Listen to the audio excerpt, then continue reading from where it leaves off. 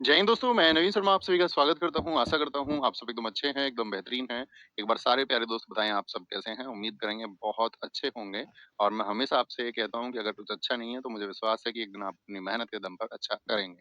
तो हमने अपने सर्दियों के कपड़े निकाल लिए हैं और तुम सबके कपड़े भी निकल गए होंगे, तो अब ध्यान से इस ठंड में खुद को बचाते हुए बहुत अच्छे से पढ़ते रहना है। तो मुझे एक बार एक प्रश्न का उत्तर दें। कल मैंने आपको बताया था कि भारत में किस तरह से अरब और तुर्क आक्रमणकारी आए, किन स्थितियों में आए।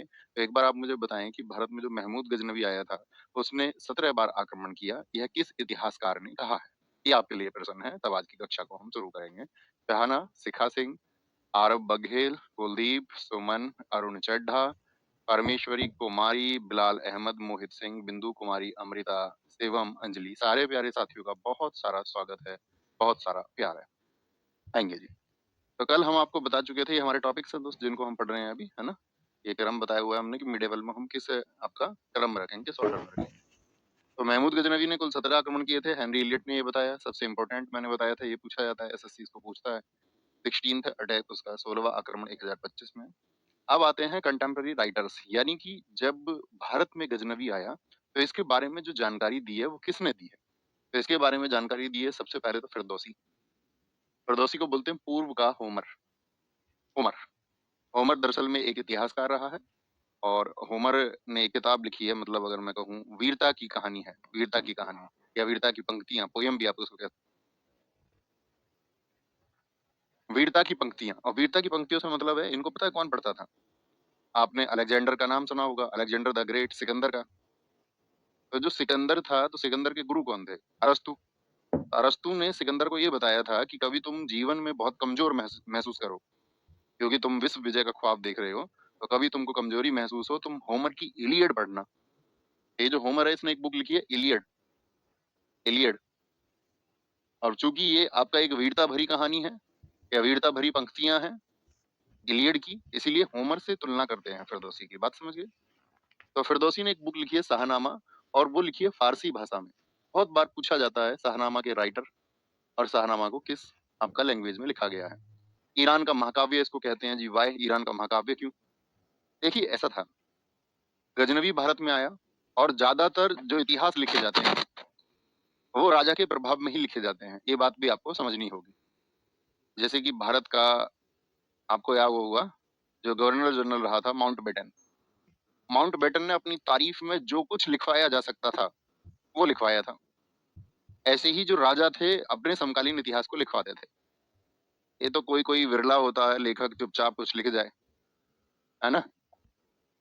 तो ये क्यों? तो इसको फिरदौसी को नियुक्त किया गया। फिरदौसी को नियुक्त करते समय ये कहा गजनवी ने कि आपको मेरे बारे में अच्छा लिखना है। ठीक है, अच्छा लिख देंगे, कोई दिक्कत नहीं। बात ये हुई कि वो उसको जो राशि देंगे उसके बदले, प्रत्येक शब्द के लिए एक राशि दी जाएगी। बहुत बड़ी सी किताब लिख दी फिरदौसी ने। पूरा महाकाव्य था, तारीफें थी, गजनवी के किस्से थे।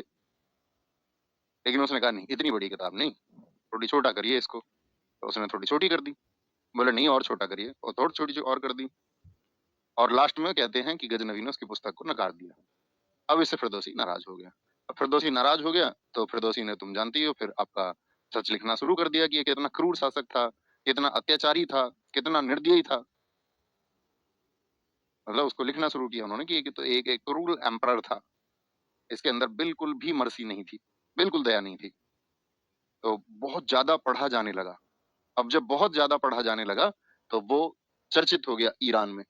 इसीलिए उसको महाकाव्य कहा गया, एपिक। भाई कोई चीज जो बहुत ज्यादा चर्चित हो जाती है और काव्य हो, तो उसको फिर महाकाव्य मान लिया जाता है। बात क्लियर है? तो हम सब करिए एक बार सारे लोग, हाँ जी। ऐसे ही अल बरूनी ने लिखा है इतिहास किताबुल हिंद। तारीख ए हिंद अरबी भाषा में लिखा गया। अल बरूनी को पुराणों का अध्ययन करने वाला प्रथम मुसलमान या प्रथम मुस्लिम लेखक माना गया है। ठीक है बॉस? प्रथम। एडवर्ड साची ने तहकीक ए हिंद, तहकीक ए हिंद किसने लिखी है? अल बरूनी ने, या किताबुल हिंद हम इसको कहें। इसका इंग्लिश ट्रांसलेशन किया है 1888 में। हिंदी ट्रांसलेशन जो किया है वो रजनीकांत शर्मा ने किया है। किसका? तहकीक ए हिंद का। कुतुबी ने एक बुक लिखी है किताबुल यामिनी, बहुत पूछी जाती है, और ये आजकल मैच मेकिंग में पूछा जाता है। एक तरफ राइटर दे देता है और एक तरफ बुक्स दे देता है। एसएससी तो आप सीपीओ देंगे, चाहे चाहे सीजीएल आप दें, चाहे आप एसएससी का बाकी कोई एग्जाम दें, दिल्ली पुलिस आप दें, तो आप देखना बुक एंड ऑथर में सबसे ज्यादा मेडिवल हिस्ट्री के जो लेखक हैं वो पूछे जाते हैं। मध्यकालीन इतिहास में कहीं भी आपको पुस्तकें और लेखक दिखें तो आप उनको महत्वपूर्ण मानना। ठीक है बॉस। वैहाकी की बुक है तारीख है सुबुक्तगीन। अब हमने आपको एक नाम बताया था, जरा आप बताएं कि भारत में जब अरब आक्रमण हुआ था तो उस अरब आक्रमण को विफल करने के लिए भारत के कुछ राजा इकट्ठे हो गए थे। नागभट्ट प्रथम थे, नागभट्ट प्रथम थे आपका, हमने आपको बताया था। बप्पा रावल थे। इसी तरह से भारत के कई राजाओं ने इकट्ठे होकर के, पुलकेशिन थे,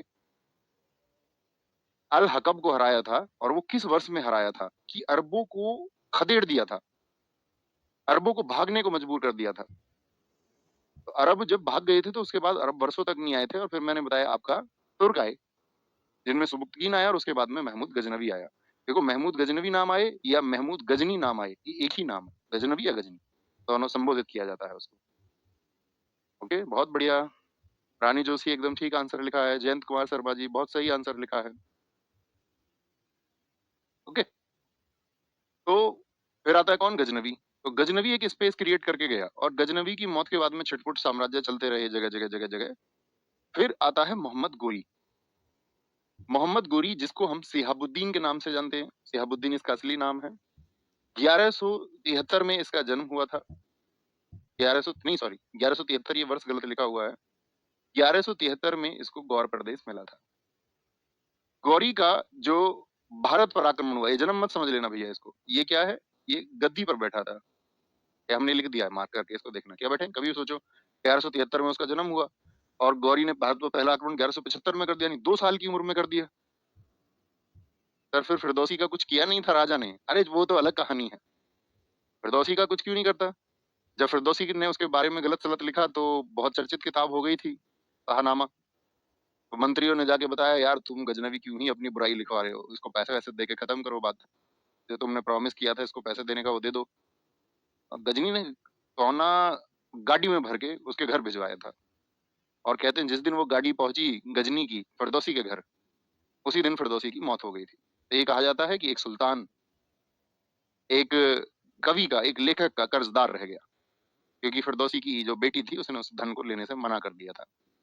उसने कह दिया था कि ये धन पिताजी का था और अब वही नहीं रहे तो हम इसको एक्सेप्ट नहीं करेंगे। पता नहीं किस बात का क्या प्रॉमिस था, कैसे था।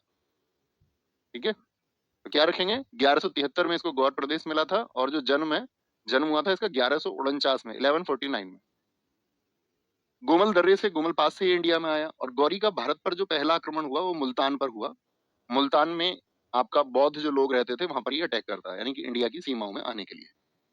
ठीक है, 1178 ये इसका सेकंड अटैक है, पाटन गुजरात में। तो पहला अटैक कहां पर कर रहा है बताइए जरा। पहला अटैक उसने किया है कहां पर, आपका मुल्तान। देखिए मुल्तान कहां पर है आपका, आज के वर्तमान पाकिस्तान में, लेकिन उस समय क्या पाकिस्तान था? आप कहेंगे नहीं भैया, पहले तो सब इंडिया था ना। सबका मतलब अखंड भारत। देखिए अखंड भारत के कौन कौन से हिस्से हुए, जैसे हम आपसे बताएं 1893, 1893 में अफगानिस्तान हमसे अलग हुआ। जो अफगानिस्तान है वो पहले भारत की सीमाओं में आता था। 1947 भारत का विभाजन हुआ। 1935 एक्ट से, हालांकि हुआ 1937 में था, म्यांमार, जो म्यांमार है ये भी भारत का हिस्सा हुआ करता था। 1947 पाकिस्तान अलग हो गया। पाकिस्तान दो थे, पूर्वी और पश्चिमी पाकिस्तान, यही फिर 1971 में आपका बांग्लादेश बन गया था। तो ये जो आज वाला बांग्लादेश है, अफगानिस्तान है, पाकिस्तान है और म्यांमार है, ये किसका हिस्सा हुआ करते थे? ये भारत का हिस्सा हुआ करते थे, और ये टुकड़े भारत के तब तब हुए हैं। ठीक है, क्या बोलेंगे? तो क्या बोलेंगे, 1198 में पाटन गुजरात पर इसका दूसरा आक्रमण हुआ, जिसमें इसे भीम द्वितीय, मूलराज द्वितीय ने बुरी तरह हराया।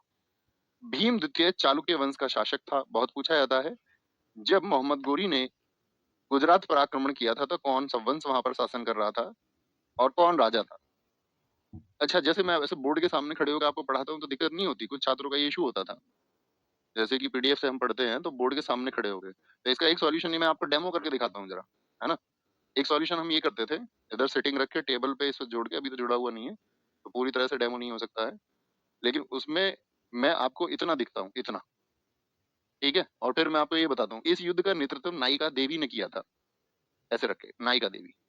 नायिका देवी कौन है? ये सही तरीका है ना इतना दिखना? उसे पूरा बोर्ड दिखता रहता है।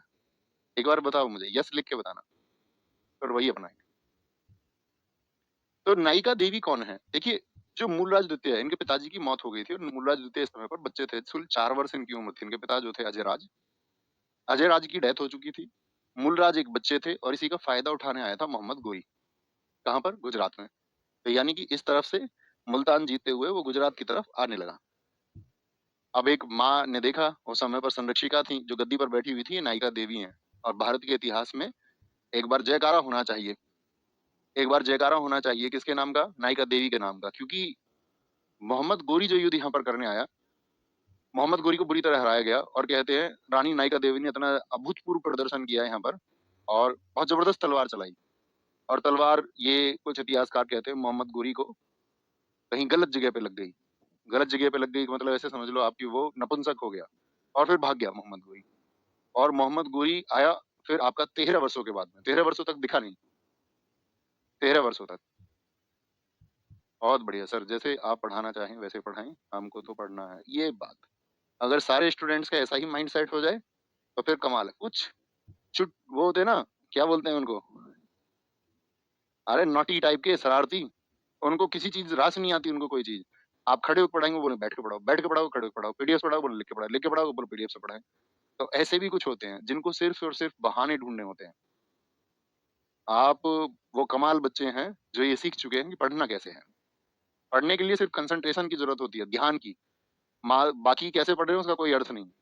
बोलो जी पढ़ाओ, पढ़ हम लेंगे। ओके बस। इस युद्ध का नेतृत्व नायिका देवी ने किया और नायिका देवी मूलराज द्वितीय की माँ थी। बात क्लियर है? तीनों युद्ध पूछेंगे आपसे। अब ये जो सब स्थितियां चल रही थी इस समय पर, कौन कौन से वंश भारत में थे, ये बस मोटे तौर पर पढ़ना है, रटना नहीं है, याद नहीं रखना है। कन्नौज में एक घेड़वाल वंश हुआ करता था। कन्नौज कहाँ पर है जी? कन्नौज कहाँ पर है? कन्नौज यानी कि यूपी में, यहाँ पर, ये कन्नौज है। बुंदेलखंड क्षेत्र कहा जाता है जो झांसी वाला क्षेत्र है। कलचुरी था आपका उड़ीसा की तरफ वाला क्षेत्र। बंगाल आप जानते ही हैं, इधर पश्चिम बंगाल साइड में। दिल्ली अजमेर, दिल्ली में। और गुजरात में चालुक्य वंश था। तो ये उस समय के आपका, उस समय के कौन है, स्थानीय राजवंश है। कि कौन, हमें ये भी तो पता होना चाहिए कि उस समय कौन कौन से राजा थे। तो कन्नौज में कौन सा था? घेड़वाल वंश था। बुंदेलखंड में चंदेल शासन करते थे। कलचुरी आपका, ये कलचुरी यानी उड़ीसा वाले क्षेत्र में चेदी वंश था। बंगाल में पाल और सेन वंश हुआ करते थे। दिल्ली और अजमेर में चौहान थे। और आपका चालुक्य वंश, चालुक्य वंश था आपका कहाँ पर? गुजरात में। अभी हमने बताया कि वहां पर नायिका देवी ने संघर्ष किया था। ठीक है? देखिए, 1179 में उसने कश्मीर और सिंध को जीता, खैबर दर्रे को घेर लिया। 1186 में पंजाब जीता, भटिंडा, तवर हिंद वाले क्षेत्र को। 1191 में तराइन का प्रथम युद्ध, ये मार्क रखना है। तराइन का पहला युद्ध, भारत आता है ये। और इसका जो मुकाबला होता है वो होता है पृथ्वीराज चौहान जी से। पृथ्वीराज चौहान जी, जिनको हम राय पिथोरा या पृथ्वीराज थर्ड के नाम से जानते हैं। इस युद्ध के परिणाम क्या हुए? गोरी की हार हुई और पृथ्वीराज चौहान, इनकी क्या हुई थी? इस युद्ध में जीत हुई, जीत हुई थी। इस युद्ध के बारे में कहा जाता है कि चंद्रबरदाई ने इस युद्ध का वर्णन किया है। और चंद्रबरदाई क्योंकि वो पृथ्वीराज चौहान जी के दोस्त थे, अब दोस्त थे, उनके साथ रहते थे, उनके दरबार में रहते थे, तो उन्होंने बुक लिखी है पृथ्वीराज रासो। और पृथ्वीराज रासो बुक से हमको जानकारी मिलती है कि मोहम्मद गोरी भारत में आया और आपका उसकी जो भिड़ंत हुई वो हुई आपका तराइन में। तराइन कहाँ पर स्थित है बताएं फटाफट से? तराइन भारत के किस राज्य में तराइन स्थित है? कितने साथी बता सकते हैं? आप कहेंगे हरियाणा में। एक मिथ और चलता है इंडियन हिस्ट्री में, नए बच्चे कहते कहते कि ज्यादा युद्ध तराइन और पानीपत में ही क्यों हुए। तो आप ये कहना कि नहीं, ऐसा नहीं है। इतिहास में हजारों युद्ध हुए हैं, वो सारे तराइन में नहीं हुए हैं। तराइन में कुल 3 युद्ध हुए हैं, पानीपत में भी 3 युद्ध हुए हैं। क्या भारत में सिर्फ 6 युद्ध हुए थे? आप कहेंगे नहीं भैया, रोज युद्ध होते थे, सैकड़ों युद्ध हुए हैं भारत में। तो पहले तो ये मिथ मत बनाना कि तराइन में ही क्यों होते थे ज्यादा या पानीपत में ही क्यों होते थे। दरअसल में दिल्ली में जब गद्दी होती थी तो दिल्ली से पहले जब लोग हरियाणा की तरफ से वो युद्ध करने आते थे तो चैलेंज करने के लिए बीच में ही रुका जाता था। और जगह जो है वो अच्छी खासी थी हरियाणा में, पानीपत, आपका तराइन में, यहाँ पर जगह थी तो इसलिए वॉर होते थे। ऐसे नहीं कि स्पेशल जगह है। ठीक है सर, आप बॉस मत बोला करिए, हमको बुरा लगता है, आप हमारे सर हैं। अरे तुम जान हो अपनी, कुछ भी कह सकते हैं तुमको, मत परेशान, सोचना ही नहीं है कुछ। इतने ज्यादा बंधनों में बंध के तुम रहोगे तो कैसे बात बनेगी? 1192। अब देखिए पृथ्वीराज चौहान जीत चुके हैं। अब मोहम्मद गोरी दोबारा 1 साल बाद, कहते हैं मोहम्मद गोरी जब यहाँ से हार के गया, तो पूरे 1 साल उसने तैयारी की दोबारा, फिर से तराइन में आता है अगले साल। ये ऐसे दर्शाता है कि यदि आप हार जाते हैं तो आपको फिर से उठ खड़े होना है। कभी आप फेलियर का सामना करें तो आपको बार-बार खड़े होना है। तो मोहम्मद गोरी फिर से आता है। 1192 गोरी वर्सेस पृथ्वीराज चौहान। इस युद्ध में क्या हुआ? गोरी जीता, गोरी जीत गया। अब गोरी को चूंकि मध्य एशिया में वापस जाना था, तो गोरी जो अजमेर क्षेत्र था, अजमेर क्षेत्र वो पृथ्वीराज चौहान जी को दे गया। ठीक है। गौरी का शासन कुतुबुद्दीन ऐबक को सौंप कर वापस चला गया था। अब पहले कहानी सुन लो यहाँ पर छोटी सी, मुझे बताइए फटाफट से। मैंने क्या बताया? मोहम्मद गोरी, इसके बारे में 4 या 5 फैक्ट बनते हैं। मोहम्मद गोरी पहला कौन सा युद्ध किया उसने भारत पर? 1175। कहाँ आया 1175 में? मुल्तान। मुल्तान को उसने जीत लिया था। हाँ जी भैया। 1178 में कहाँ पर आया था? पाटन, गुजरात में। इसको वो जीत गया था क्या? नहीं भैया, हार गया था। फिर वो छोटे छोटे 1186 पंजाब वगैरह वो ज्यादा इंपोर्टेंट नहीं। 1179 फिर आता है इसमें इंपोर्टेंट 1191, ये हुआ आपका तराइन। इसको ये जीता क्या? आप कहेंगे नहीं भैया। 1192 इसमें ये आया, और ये भी तराइन का सेकंड था। इसको जीता कि नहीं जीता? आप कहेंगे हाँ भैया, इसको जीत गया। अब दरअसल में यहाँ पर पृथ्वीराज चौहान जी का जो कहा जाता है कि पृथ्वीराज चौहान के खिलाफ मोहम्मद गोरी को बुलाया था राजा जयचंद ने। राजा जयचंद, इनके बारे में हम अभी पढ़ेंगे, आगे जिक्र आएगा। अभी इन दोनों के बीच में मुझे बताओ, एक ट्रीटी साइन हो गई। हाँ जी, ट्रीटी साइन हो गई थी। और ये कहा जाता है क्योंकि अजमेर क्षेत्र से कुछ सिक्के प्राप्त हुए हैं, उन सिक्कों पर एक तरफ मोहम्मद गोरी का फोटो है और एक तरफ उसमें चित्र बना हुआ है पृथ्वीराज चौहान जी का। इसीलिए इतिहास ये कहता है कि इस तरह के सिक्के यदि जारी हुए हैं तो संभावना ये मानी जाती है कि हाँ, गोरी कुछ समय के लिए जो शासन है वो पृथ्वीराज चौहान को एक संधि के तहत दे गए थे। लेकिन बाद में जब पृथ्वीराज चौहान जी ने विद्रोह किया था कुछ समय बाद में, तो फिर कहते हैं कि गोरी ने अपनी चाल चल करके उनको फंसाया और फिर उनको मरवा दिया था। एक कहानी आपने सुनी होगी, जो कहानी आती है आपका पृथ्वीराज रासो के अनुसार, कि नहीं, मोहम्मद गोरी और पृथ्वीराज चौहान जी के बीच में 17 बार लड़ाइयां हुई। एक वो प्रकरण आता है, लेकिन आधुनिक इतिहासकार उस पर उसको सही नहीं मानते हैं। उसका कंक्लूजन ये है कि 2 ही युद्ध माने जाते हैं इतिहास में, कहीं 17 युद्ध का वर्णन आधुनिक इतिहासकार नहीं मानते। पर क्लास सिर्फ मंडे टू फ्राइडे चलेगी। हाँ जी, हाँ जी, ठीक है। तो गोरी जब यहाँ पर जीत करके जाता है तो गोरी किसको दे जाता है? गोरी का एक सेनापति था कुतुबुद्दीन ऐबक। किसको शासन दे गया वो अपना? बताएंगे भी फटाफट से बताएंगे। बिंदु कुमारी एकदम ठीक लिख रहे हैं, बहुत सही है, कोई दिक्कत नहीं है। तो कुतुबुद्दीन ऐबक को सौंप करके वो वापस चला जाता है, यानी कि अब शासन कौन चलाएगा? कुतुबुद्दीन ऐबक चलाएगा। अब वही बीच में जिक्र आया पृथ्वीराज चौहान जी का, तो उनके बारे में जानते हैं थोड़ा सा।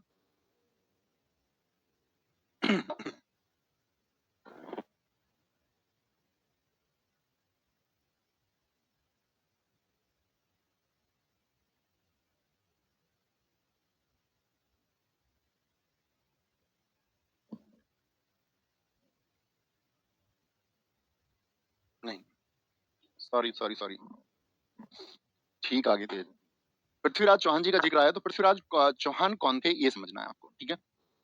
पृथ्वीराज चौहान जी देखिए, दरअसल में जो दिल्ली है, दिल्ली पे शासन करते थे। और दिल्ली जिसका पुराना नाम होता था दिल्ली का पुरी, दिल्ली का पुराना नाम क्या है? दिल्ली का पुरी।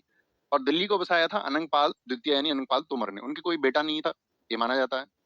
अब उनके कोई बेटा नहीं था, तो पृथ्वीराज चौहान के जो पिता हैं सोमेश्वर सिंह चौहान थे। ये बात हम क्यों बता रहे हैं आपको? इनके पिता सोमेश्वर सिंह चौहान, क्योंकि जो अनंगपाल द्वितीय थे उनके कोई पुत्र नहीं था, इनके सिर्फ 2 बेटी थी। कितनी बेटी थी इनके? सिर्फ 2 बेटी। एक बेटी से जो पुत्र पैदा हुए, यानी एक नाती है उनके पृथ्वीराज चौहान, और दूसरी बेटी से जो पुत्र था उनका नाम है जयचंद।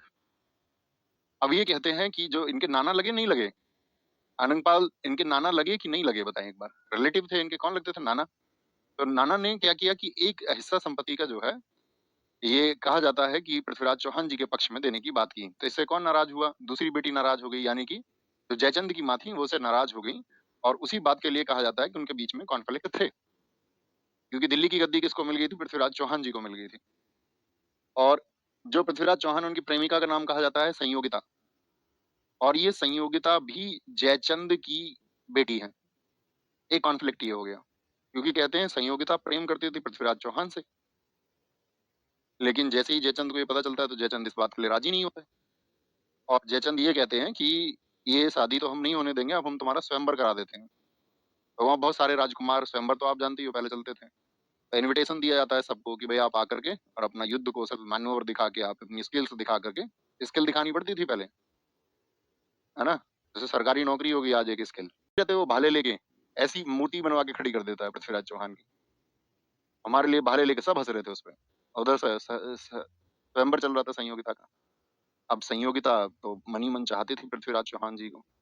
थोड़ी देर बाद एंट्री होती है पृथ्वीराज चौहान की दुबलुक, दुबलुक, दुबलुक घोड़े पर, और वो संयोगिता को बैठा के ले जाते हैं। तो एक कारण नाराजगी एक जयचंद की ये भी थी। तो फिर अब जयचंद ने किसका साथ दिया था? मैंने कहा 1192 में तराइन का दूसरा युद्ध जीता तो किसने? जयचंद ने साथ दिया मोहम्मद गोरी का। सभी राजाओं के आपस में कॉन्फ्लिक्ट हो सकते हैं, लेकिन गोरी ने बाद में जयचंद को भी नहीं बख्शा, क्योंकि जयचंद जो है वो गहडवाल वंश के शासक थे और गहडवाल वंश मैंने कहां पर बताया आपको? कन्नौज में। तो इसने फिर चढ़ाई कर दी उधर। तो 1194 में चंदावर का युद्ध हुआ और चंदावर के युद्ध में ये गौरी और जयचंद, आप समझ गए ना जयचंद और पृथ्वीराज चौहान कौन है? ये मौसी मौसी के बेटे हैं। अनंगपाल तोमर जी के कोई पुत्र नहीं था, दो बेटी थी। एक बेटी का पुत्र है आपका पृथ्वीराज चौहान और एक बेटी का पुत्र है जयचंद। ठीक है, गहडवाल वंश के। और इसमें किसकी हुई? गोरी की जीत हुई। तो चौथा युद्ध कौन सा बाद में इसका हो गया? भारत में आने के बाद में, मुल्तान के बाद में सबसे ज्यादा, ये मुल्तान तो आज के पाकिस्तान इलाके में, पाटन गुजरात में, तराइन हरियाणा और 1194 चंदावर का युद्ध। ये मैच मेकिंग के लिए दोस्त बहुत पूछे जाते हैं, बहुत। मैंने बताया यहाँ करमाती जाति बौद्धों पर, पाटन में वो चालुक्य वंश के खिलाफ, तराइन में पृथ्वीराज चौहान के खिलाफ हारा, फिर जीता। चंदावर आपका किसके खिलाफ में? तो चंदावर का युद्ध लड़ा मोहम्मद गोरी ने जयचंद के खिलाफ में। थम्स सब करिए, बात क्लियर है? बोलेंगे अतिरिक्त बातें कोई ना करे सर, मुझे टेंशन होती है। आपको टेंशन होती है तो कारण होंगे उसके, ये बातें नहीं करनी है। बोलेंगे संयुक्ता जयचंद की बेटी थी भैया? हाँ जी प्राची सिंह, एकदम ठीक आपने कहा। नहीं, पहले राजघरानों में शादियां होती थी, खूब होती थी, खूब। अभिषेक खूब होती थी। ऊपर दिखाओ, क्या बोल रहे हैं? क्वेश्चन है किसी बच्चे का? ऊपर नहीं यार, ऐसा कैसे बता सकते हैं हम? अपने पास से थ्योरी बना लेता है कोई कोई बच्चा। तो तेरा सर पहले बैच में तो आपने ये बोला था, उसने उसको चांदी के सिक्के दिए। किसको चांदी के सिक्के दे दिए भाई? यहाँ पर आएंगे। ओके, तो चंदावर जो पड़ता है ये कहाँ पर पड़ता है? यमुना नदी के तट पर, तट, बैंक ऑफ रिवर, तट पर, इटावा यूपी में स्थित है। मोइनुद्दीन चिश्ती तराइन के द्वितीय युद्ध में मोहम्मद गोरी के साथ आए थे, जो कि सूफीवाद के प्रवर्तक हैं भारत में। कितने साथी जानते हैं मोइनुद्दीन चिश्ती? या मोइनुद्दीन चिश्ती की दरगाह आपने सुनी हो कभी? भारत में एक चर्चित दरगाह है। अजमेर में आप देखते होंगे सब लोग चादर चढ़ाने जाते हैं। और मोइनुद्दीन चिश्ती अजमेर राजस्थान में रहते थे। मोइनुद्दीन चिश्ती कहाँ पर? अजमेर राजस्थान में रहते थे। और अजमेर में ही दरगाह है जिसको अजमेर शरीफ कहते हैं। ये किसकी है? मोइनुद्दीन चिश्ती की। अक्सर आपने देखा होगा बहुत सारी सेलिब्रिटीज को। मोहम्मद गोरी ने चंदावर के युद्ध के बाद में देवी लक्ष्मी के सिक्के चलवाए थे और इसने भारत की स्थितियों को देख करके शुभ माना था और देवी लक्ष्मी के सिक्के चलवाए। अब हमारा जिक्र है मोइनुद्दीन चिश्ती और एक वर्ड आया है सूफीवाद। सूफीवाद समझते हैं? मैंने आपको बताया था कि इस्लाम भी दो विचारधाराओं में बटा हुआ है। कौन कौन सी है? सिया और सुन्नी। सुन्नी कौन थे? जो अबू बकर को वास्तविक उत्तराधिकारी मानते थे। और जो अली को उत्तराधिकारी मानते थे मोहम्मद साहब का, वो सब कौन है? वो सिया है, यानी कि जो उनकी शिक्षाओं में विश्वास रखते थे। तो इनके बीच में जो कॉन्फ्लिक्ट हुए, यानी कि सिया और सुन्नी, इन दोनों के बीच के मतभेदों को दूर करने के लिए सूफीवाद की स्थापना हुई थी। सूफीज्म, यानी कि दोनों के बीच में कोई दूरी नहीं होनी चाहिए और हम एक हैं। जैसे कि बहुत सारी जातियों में कोई धर्म बटा हुआ हो और वहां पर यह प्रयास किया जाए कि नहीं, जातियां व्यक्ति ने अपने स्वार्थ और लाभ के लिए गढ़ी हैं। आपको इन जातियों में दूरियां बना करके महसूस करना है कि हम सब एक हैं। ह्यूमनिज्म की भावना, आपके अंदर मानवता और इंसानियत की भावना पैदा हो, ये सूफीज्म सिखाता है। तो सूफीज्म को भारत में किसने शुरू किया है? मोइनुद्दीन चिश्ती को, यानी कि प्रेम करना सिखाया। और आज भी देखिए भारतवर्ष में बहुत प्रेम किया जाता है मोइनुद्दीन चिश्ती को, क्योंकि उन्होंने इस तरह का पाथ दिया। लेकिन कुछ आपका आज भी आपको मिलेंगे धार्मिक उन्माद के अंधे लोग, जो ये कहेंगे नहीं चादर चढ़ाना गलत है, मस्जिद जाना गलत है। ऐसे बहुत कम लोग आपको देश में मिलेंगे कि हाँ, मंदिरों में आपका स्वागत है, आप चाहे किसी भी धर्म के व्यक्ति हों। और मस्जिदों में भी आपका स्वागत है, चाहे आप किसी भी धर्म के व्यक्ति हों। चर्च में आपका स्वागत है, क्योंकि ऐसा नहीं हो सकता ना कि हम ये बोल दें कि नहीं, जहाँ हम हैं सिर्फ वही बेस्ट है, बाकी दुनिया में ऐसे तो फिर दूसरे धर्म का व्यक्ति भी कहेगा कि उसी का धर्म बेस्ट है, तो फिर कॉन्फ्लिक्ट होंगे, फिर तो आपस में सिर्फ झगड़ा बचेगा। और वही सब लोग चाहते भी कि आपस में झगड़ा हो, क्योंकि राजनीतिक रोटियां फिर से की जाती हैं। तो क्या बात समझेंगे, मोहम्मद गोरी ने चंदावर युद्ध के बाद में देवी लक्ष्मी के सिक्के चलवाए थे। उत्तर भारत में एकता प्रथा चलवाई किसने? गोरी ने। गोरी। अब एकता क्या है? एकता का मतलब होता था सैलरी की जगह आपको जमीन का एक टुकड़ा मिलेगा। कैसे? भाई सैलरी जो होती थी, वेतन जो होता था, कई बार उसकी कमी हो जाती थी खजाने में, तो उन्होंने कहा कि एक काम करेंगे, सैनिकों को दे देंगे एक जमीन। अब पूरे साल तो ऐसा नहीं होता था 365 दिन युद्ध होते हों, 365 डेज तो वॉर नहीं चलता रहता होगा। तो वो क्या कहते थे, जब युद्ध की स्थिति ना हो उस समय पर आप खेती कर लीजिए, या आपके परिवार का कोई उस पर खेती कर लेगा, जो वहां से अनाज पैदा होगा उससे आप अपने परिवार की परवरिश कीजिए। इससे क्या होगा, यदि आप वहां भी अच्छी मेहनत करोगे तो अच्छी पैदावार होगी। तो इसको बोलते हैं एकता। कभी भी एकता वर्ड आएगा तो आप हमेशा याद रखेंगे एकता क्या है, तो आप कहेंगे एकता एक जमीन का टुकड़ा होता था, यानी कि खेत होता था, और उसको इसलिए दिया जाता था कि सैलरी ना देनी पड़े। ओके। तो 1203 ईस्वी में कालिंजर अभियान में चंदेल शासक परमार्दी देव को हराया किसने? गोरी का अभियान चल रहा है सारा। और परमार्दी देव ये आपका चंदेल शासक थे। इन्हीं के चंदेल शासक के जो सेनापति थे उनका नाम है आला और उदल। बहुत परिचित हैं आला और उदल। उत्तर प्रदेश में आप बात करेंगे तो आला और उदल के बारे में जो लिखा है, एक पुस्तक लिखी गई है आला खंड, जिसको जगनिक ने लिखा है। और आला और उदल के बारे में ये कहानी बताई जाती है, दोनों भाई एक घोड़े पर एक हाथी पर, चाचा भतीजे, सॉरी मैंने दोनों भाई बता दिया। तो एक घोड़े पर एक हाथी पर, और इन्होंने पृथ्वीराज चौहान जी को भी कई बार हराया था। बहुत कहानियां इनकी वीरता की जो किस्से हैं बहुत प्रचलित हैं, समझे, बहुत वीर है। और ये कहा जाता है कि यादव वंश के वीर इनको कहा जाता है, इनको हमेशा याद रखा जाता है, हालांकि पूरे भारत में ये वीर की कैटेगरी में है। गोरी का जो अंतिम अभियान हुआ था वो खोखरों के विरुद्ध हुआ। अब ये खोकर आप बार बार देखते होगे जी, गजनवी ने भी खोखरों के विरुद्ध अभियान किया। तो खोकर कौन थे? खोकर ये थे कि ये लोग जब आपका मिड एशिया की तरफ, मध्य एशिया की तरफ भारत से लूट करके ले जा रहे होते थे, तो खोकर उनको लूट लेते थे। अब खोखरों से सब बड़े परेशान थे, हम इधर से सामान ले जाएं, खोकर एकदम से अटैक करके लूट लेते थे। तो खोखरों से सबकी ईर्ष्या थी, तो इसीलिए खोखरों के खिलाफ अभियान ज्यादा होते थे। समझ रहे हैं?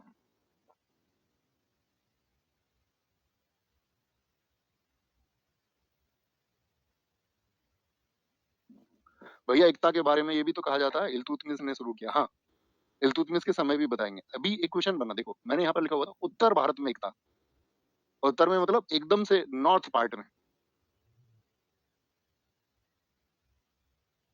बहुत बढ़िया जी।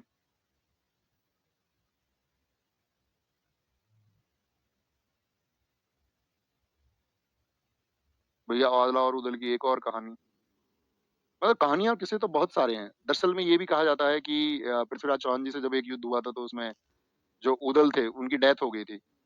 और ये भी कहा जाता है उदल की डेथ के बाद में आपका आला ने संन्यास ले लिया था, यानी कि वो संन्यास की तरफ चले गए थे, फिर उनकी कोई रुचि नहीं रही थी। ठीक है। और ये भी कहा जाता है कि आला के बारे में तो वो आज भी अमर है ना, शारदा मंदिर है वहां पर, उनकी बहुत पूजा होती है, और कहते हैं कि वो उस पूजा में शामिल होने आते हैं। तो बहुत सारी कहानियां, प्राचीन किंवदंतियां और प्राचीन कहानियां बहुत हैं। भैया कई जगह ये भी वर्णन आता है कि वो दोनों भाई थे। हाँ, ये भी वर्णन आता है। असल में जो आला और उदल थे उनके पिताजी कहे जाते हैं कि महोबा, महोबा में उनके पिता थे दक्षराज। और ये कहा जाता है कि वो दक्षराज के पुत्र थे दोनों। और आपका जो राजा परमाल थे, जिनको हमने अभी बताया था राजा परमार्दी देव, तो राजा परमार्दी देव के सेनापति भी उनको कहा जाता है। ओके। हाँ, ये भी वर्णन आता है। बहुत कम जगह ये लिखा हुआ है कि वो चाचा और भतीजे थे। Very good. पुनीत शर्मा, एकदम ठीक है सर। वॉइस ठीक नहीं आ रही है भैया, देखिए जरा क्या हुआ। ओके। सर गौरी से फिर कैसे हार गए अगर वीर थे? देखिए ये जरूरी नहीं है कि वीर हमेशा युद्ध जीते ही, ऐसा कोई नियम ऐसा मत गढ़ो ना। युद्ध की तो परिस्थितियां होती हैं, सेनाएं होती हैं, जो साथ देने वाले लोग हैं वो कैसा किस तरह का कंट्रीब्यूशन कर रहे हैं। ऐसा थोड़ी होता है कि कोई वीर है तो युद्ध हमेशा ही जीतेंगे। युद्ध तो बहुत सारी स्थितियों पर निर्भर करता है। ठीक है। इसे, ये जो ऊपर बच्चा है इसको मुक्ति दे दो पढ़ाई से। हाँ इसको। हाँ, बेटा पढ़ लिया करो, एक बच्चे को एक ही कमेंट है बस वो लग रहा है, चुनाव जीत गए क्या, चुनाव जीत गए क्या, इसको मुक्ति दो, पढ़ना नहीं है इसको। वो अलग विषय है दोस्त, है ना। अभी यहाँ पर सिर्फ पढ़ने पे ध्यान देना है, सीखना है। तो गोरी की जो मृत्यु हुई वो 1206 में हुई, दमियत पाकिस्तान में, और कहते हैं कि इसकी हत्या यहाँ पर कर दी गई। गोरी के अपने कोई पुत्र नहीं था। जरा फटाफट से आंसर करें, गोरी जो अपना शासन देके गया था वो किसको देके गया था? कौन सा इसका सेनापति था जिसको ये शासन देके गया था? तो उसका नाम था क्या? कुतुबुद्दीन ऐबक, कुतुबुद्दीन ऐबक, कुतुबुद्दीन ऐबक। बड़े लड़ैया महुआ वाले जिनकी मार सही ना जाए, अंकित यादव जी, बहुत कमाल। ठीक है, गोरी का अपना कोई पुत्र नहीं था। कोई कोई बहुत कलाकार है, नहीं उसको मुक्ति मुक्ति मत देना, है ना, छोड़ देना उसको। चलो हमने तुमको उस बच्चे की क्यूटनेस को देखते हुए उसको माफ कर दिया, लेकिन बच्चा ऐसे लगातार नहीं कमेंट करना है ना। रिक्वेस्टिंग टू यू, अगर आप अपना ध्यान भटकाओगे तो एक समय पर कोई आपको वैल्यू नहीं देगा। अगर आप सक्सेस की तरफ नहीं गए, आप सक्सीड नहीं हुए, आपको खुद को कामयाब करना, और कामयाब कैसे कराएंगे खुद को? बगैर ध्यान को भटकाए। ऐसा नहीं है कि एक ही कमेंट में आप सोचो लगातार आप एक ही चीज को पेस्ट पेस्ट कर रहे हो, तो इसका मतलब आपके क्लास में ध्यान है, आप अपना टाइम भी वेस्ट कर रहे हो, वो नहीं करना है। ये मेरी आपसे हम्बल रिक्वेस्ट है, ठीक है। आएंगे तो गोरी जो था, गोरी के दास, दास का मतलब होता था पहले तो दासों के बाजार लगते थे, स्लेव्स का, और ये देखते थे अच्छा ये हट्टा कट्टा है, ये तो बहुत मजबूत है शरीर में, इसको खरीद लेते हैं।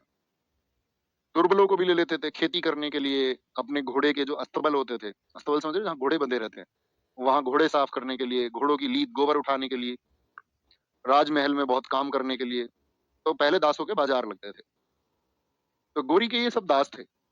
एक यलदौज था, यलदौज, जिसको ये देकर के गया गजनी क्षेत्र। एक इसका दास था जो सेनापति बन गया था इसके समय पर। दास का मतलब ऐसे नहीं नौकर को, ये सब दास धीरे धीरे धीरे धीरे अपनी परफॉर्मेंस दिखा करके और ऊंचे पदों पर पहुंच गए थे। कुबाचा को सिंध दिया, ऐबक को, ऐबक, ऐबक को कुतुबुद्दीन ने, कुतुबुद्दीन लिख गया है यहाँ पर गलती से, ऐबक को मिला था आपका, कुतुबुद्दीन ऐबक नाम है इसका पूरा।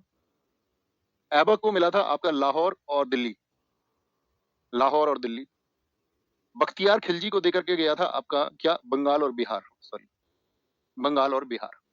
तो एक बात समझने की है, बख्तियार खिलजी का नाम सुना है, इसीलिए इसने बंगाल और बिहार के जितने भी विश्वविद्यालय थे उन सबके नष्ट करने के पीछे कौन जाता है? बख्तियार खिलजी। बख्तियार खिलजी किसका सेनापति था? मोहम्मद गोरी का। पहले तो मोहम्मद गोरी का था, और फिर बाद में ये कुतुबुद्दीन ऐबक का भी सेनापति बना। ठीक है, और ठीक आंसर लिखा रहनुमा। तो कितने सेनापति थे इसके? 4 सेनापति दास थे चारों, और चारों को ही अपना क्या करके जाता है? अपने साम्राज्य का विभाजन करके जाता है। बख्तियार खिलजी ने जिन विश्वविद्यालयों को नष्ट किया उनके नाम है, नालंदा विश्वविद्यालय, भारत में ज्ञान का केंद्र कहा जाता था, इसको नष्ट कर दिया था बख्तियार खिलजी ने। बहुत कहानी है, दरअसल में ये कहा जाता है कि बख्तियार खिलजी एक बार बीमार था, तो किसी भी चिकित्सक के द्वारा जब उसका इलाज नहीं हो पाया और वो मरने के अंतिम दौर पर था, तो किसी ने बताया कि नालंदा में एक प्रोफेसर हैं, आचार्य हैं, आचार्य सील, वो तुम्हारा इलाज कर सकते हैं। उसने कहा जब हमारे मुस्लिम हकीमों के पास में ही इतना ज्ञान नहीं है तो उनके पास कहाँ होगा? तो ये समाज के प्रति धर्मांध व्यक्ति था बख्तियार खिलजी। धर्मांतर किस्म के व्यक्ति होते हैं ना बहुत सारे, जिनको ऐसा लगता है दूसरे धर्म का व्यक्ति दुश्मन है, उसको बोलते हैं धर्म का अंधा होना। यानी उस व्यक्ति को धर्म की समझ नहीं है कि धर्म क्या है और अधर्म क्या है। काम करते हैं वो अधर्म का और उसको धर्म बोलते हैं। किसी के प्रति ईर्ष्या, किसी दूसरे व्यक्ति के प्रति घृणा रखना, ये तो अधर्म हुआ ना, और उसको धर्म कहते हैं। बड़ी उल्टी फिलॉसफी है। तो उसने कहा कि अच्छा ऐसे कैसे ठीक कर देंगे? तो उसने कहा नहीं जी ठीक कर देंगे, आप एक बार इस्तेमाल तो करो। तो वहां से आचार्य सील को बुलाया गया, तो उसने कहा कि हे सुनो, तुम मुझे कोई दवाई नहीं दोगे, और तुम्हारे द्वारा दी गई दवाई को मैं खाऊंगा भी नहीं। अगर मुझे ठीक करना है तो बिना किसी दवाई के ठीक करना। उसने कहा बड़ा अजीब आदमी यार। उन्होंने कहा ठीक है। तो एक आ जाते उन्होंने उनको पुस्तक एक गिफ्ट कर दी, और उस पुस्तक के पेज में कुछ लेप लगा दिया दवाई का, पुस्तक के पेज में। अब जनरली पुस्तक आप जानते हो आदमी पेज पलटने के लिए अपनी लार का इस्तेमाल कर ही लेता है। अब वो इंटरेस्टिंग किताब थी, पढ़ते पढ़ते वो लार से ऐसे पेज पलटते ना, हम भी बचपन में थूक लगा के, आप कहोगे हाँ भैया। तो इस तरह से वो दवाई उसके अंदर चली गई और वो ठीक हो गया। उसने कहा भैया नष्ट कर दो ये सब कुछ, ये तो बहुत एडवांस लेवल के लोग हैं। दूसरी कहानी ये कही जाती है कि वो भारतीय ज्ञान को खत्म करना चाहते थे।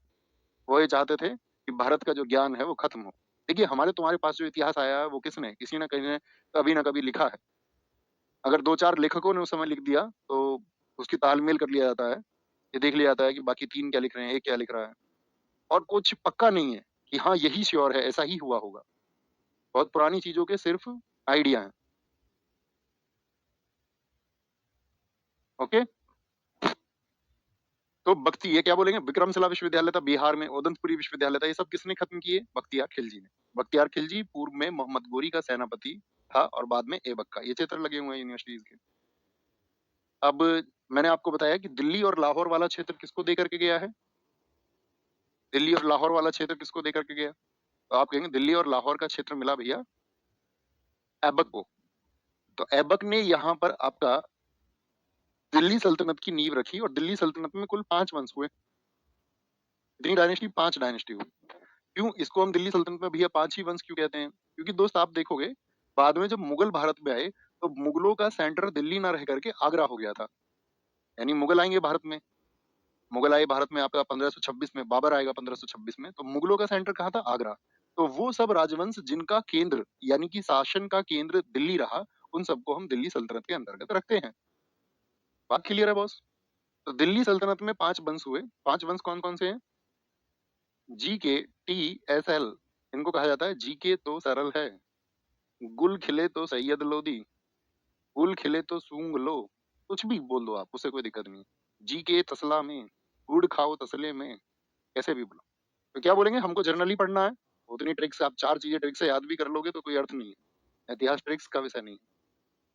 आप अच्छे छात्र होंगे तो जर्नली आप पढ़ोगे तो बहुत ध्यान से, कंसंट्रेशन की जरूरत है, नहीं भूलोगे। तो पहला क्या है? गुलाम, खिलजी, तुगलक, सैयद, लोधी।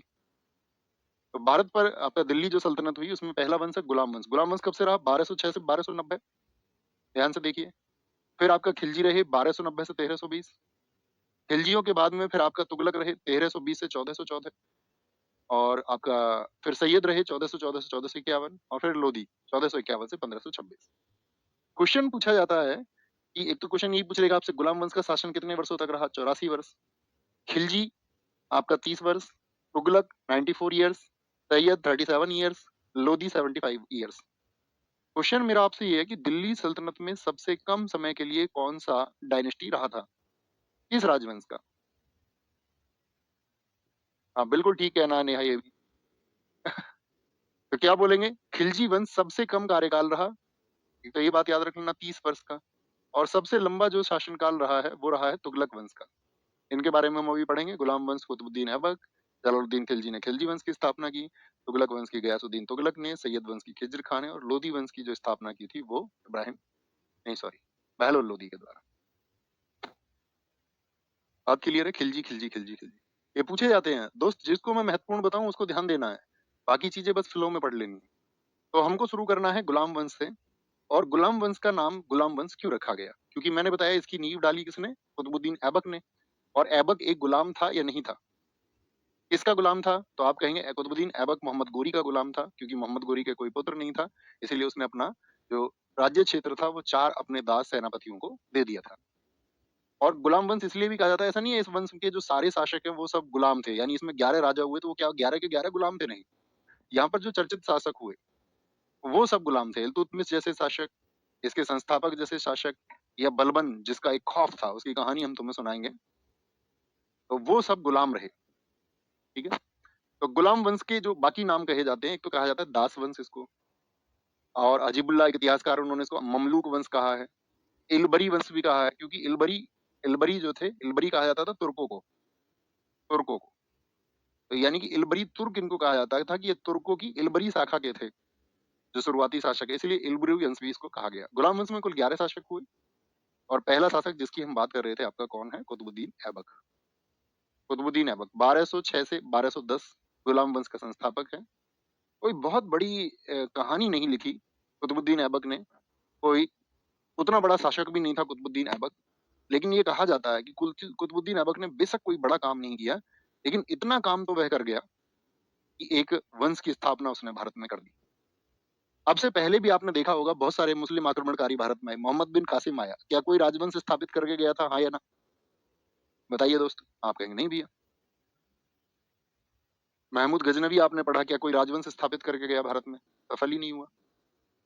बहुत युद्ध किए लेकिन राजवंश स्थापित नहीं कर पाया। मोहम्मद गोरी, आप कहोगे नहीं भैया। यानी कि अब से पहले भी शासक आए। आप देखिए उन सब में सबसे ज्यादा कामयाब कौन सिद्ध हो गया? भारत में एक इस्लामिक राज्य की स्थापना कर गया कुतुबुद्दीन ऐबक।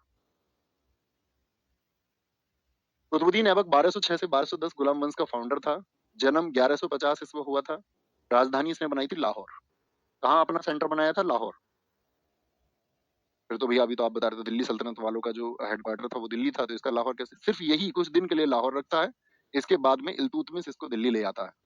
और गुलाम वंश का भी ज्यादातर जो आपका हेडक्वार्टर रहा वो दिल्ली ही रहा। ठीक है। तो राजधानी क्या बनाई इसने? आपका लाहौर।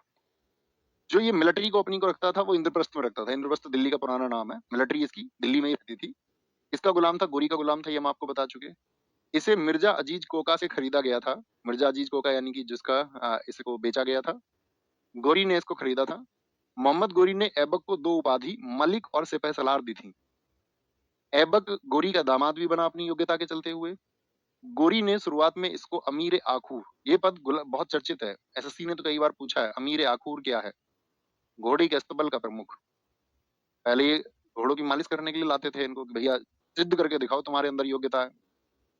जैसे तुम में से एक बच्चा ये कह दे जब कल आपका रिजल्ट होगा, यहाँ सम्मान समारोह होगा, अभी खुद से प्रण ले ले कोई एक, बोले भैया जिस दिन सिलेक्शन लेके आऊंगा उस दिन मैं आपसे मिलूंगा और यही बात कहूंगा आपसे। सिर्फ यही बात मुझे आगे कहनी है कि हाँ मेरे अंदर योग्यता थी और मैंने खुद को सिद्ध करके दिखाया। तो ऐसे ही कहते थे राजा भी कि अपनी योग्यता सिद्ध करके दिखाओ और फिर तुम्हारे प्रमोशन उस तरह से होंगे। विपांशु भाई बहुत ठीक है। संध्या। तो अमीर आखूर यानी कि घोड़े के अस्तबल का प्रमुख था ये। ऐबक के बाकी नाम है पील बक्स। पील बक्स बोलते हैं कि जब ये जीतता था तो हाथियों को दान देता था। लाख बक्स लाखों का दान दे देता था। हातिम द्वितीय इसकी एक अरब के शासक से इसकी उदारता की वजह से, उदारता की वजह से कि ये बहुत उदार था, इसकी तुलना की गई है कुरान का। कुरान ये लिखता रहता था, कुरान की आयतें लिखता था, इसीलिए कुरान खां भी कहा गया है। अपना शासन इसने कुरान के आधार पर चलाया। ऐबक ने कभी भी अपने नाम का कोई सिक्का नहीं चलाया और ना ही खुतबा। खुतबा का मतलब होता था प्रशंसा पत्र। पहले खलीफा को ये अपनी प्रशंसा लिखवाते थे। बगदाद के खलीफा को लिखते थे कि मैंने ये बड़े अच्छे काम कर दिए हैं, ये कर दिया है, वो कर दिया है। तो पहले के राजा खुतबा पढ़वाते थे, इसको बोलते थे आपका मतलब खुद को अप्रिशिएट करते थे और खलीफा से स्वीकृति ले लेते थे। तो इसने ऐसा कुछ नहीं कराया और ये हमेशा ये मानता रहा कि मैं एक दास हूँ गोरी का, और गोरी का दास होने की वजह से इसने खुद को कभी सुल्तान भी नहीं कहा।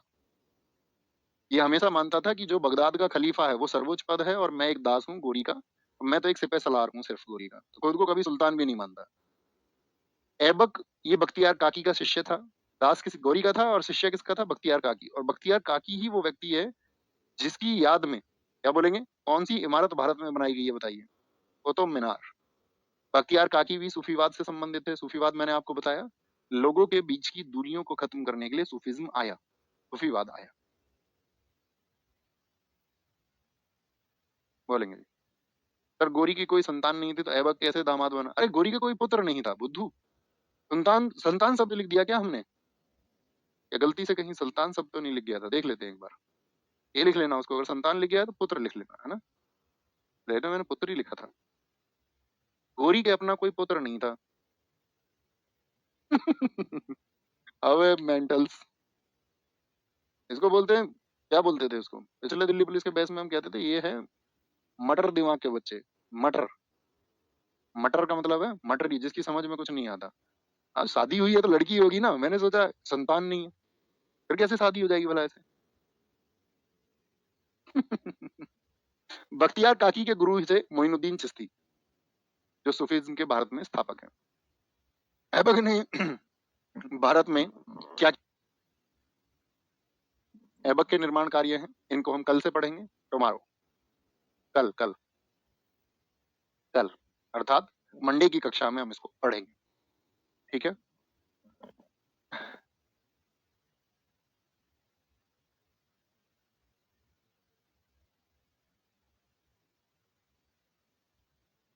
ठीक है। ठीक है भैया, कल यहाँ से पढ़ते हैं। बाकी आप जितना थोड़ा सा पढ़े उसको एक बार रिवाइज जरूर करके आए, ये मेरी आपसे रिक्वेस्ट है। बहुत अच्छा परफॉर्म आप हिस्ट्री में करोगे और क्वेश्चन ऐसे होंगे नहीं कि आपसे बने ना। ठीक है? बड़े प्यार से आप क्वेश्चंस को कर पाओगे। लेकिन ज़रूरत है कि अगर जो छात्र मेरी सबसे रिक्वेस्ट है, जो रिवीजन कर रहे हैं, वो भी ध्यान से अपना उस समय पर ये बैठ जाया करो 1 घंटे में रिवीजन कर लूँगा अभी। जो नया पढ़ रहे हैं, वो एक बार उनको थोड़ा एफर्ट ज़्यादा लगेगा, वो एक बार रिवाइज़ ज़रूर करें। ठीक है बॉस? ख्याल रखिए अपना बहुत सारा। सर बहुत मज़ा आ रहा है पढ़ने में, बोलेंगे भी फटाफट से, नहीं भैया हम टीचर के रूप में सिर्फ़ इंसान हैं। ऐसी ही स संज्ञा क्यों देते हो? ऐसा कुछ नहीं है। बहुत थैंक यू, चंदना रावत जी। ख्याल रखिए अपना बहुत सारा। नमस्ते, जय हिंद, जय भारत। Take care.